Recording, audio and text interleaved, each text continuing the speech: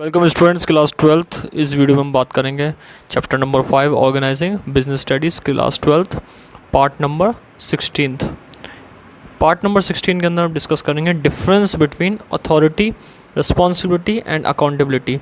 इन तीनों में डिफरेंस क्या है, तीनों किस तरीके से अलग है concept authority, responsibility and accountability. ये तीनों एलिमेंट्स डेलीगेशन के हैं और ये तीनों किस तरीके से अलग है एक दूसरे से, वो हम इस वीडियो में बात करेंगे। सबसे पहले बात करते हैं बेसिस के ऊपर, लेते हैं authority, responsibility and accountability on the basis of meaning.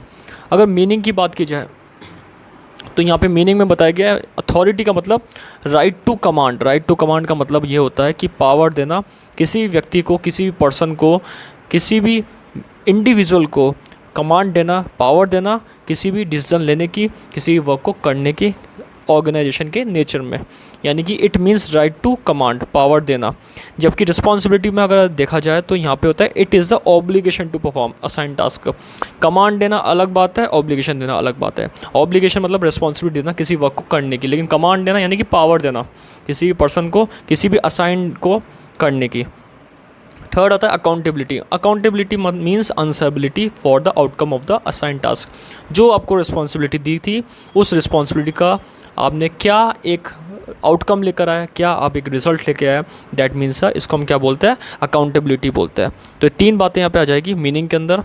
Authority में right to command, right to power देना किसी व्यक्ति को, ऑब्लिगेशन देना किसी भी पर्सन को, दैट इज़ अ रिस्पॉन्सिबिलिटी किसी टास्क को परफॉर्म करने के लिए। एंड अकाउंटेबिलिटी मीन्स आंसरेबिलिटी, उस चीज़ को जो आपने टास्क परफॉर्म किया उसका क्या रिजल्ट लेकर आया आप, that is a answerability. Second यहाँ आता है डेलीगेशन। दोनों डेलीगेशन, तीनों डेलीगेशन के एलिमेंट्स ही है। इट कैन बी डेलीगेटेड, लेकिन अगर डेलीगेशन के बेसिस से बात की जाए तो अथॉरिटी डेलीगेट कर सकते हैं, यानी कि पावर को बांट सकते हैं। It can not be entirely delegate, यानी कंप्लीटली तरीके से रिस्पॉन्सिबिलिटी को डेलीगेट नहीं कर सकते। डेलीगेट यानी कि बांट नहीं सकते रिस्पॉन्सिबिलिटी को। अगर बात की जाए अकाउंटेबिलिटी की तो it can not be delegated at all. अगर ऑल लेवल पे बात की जाए तो अकाउंटेबिलिटी डेलीगेटेड नहीं हो सकती है। उसके बाद बात करते हैं हम ओरिजिन की। ओरिजिन यानी कि स्टार्टअप कहाँ से होता है अथॉरिटी का।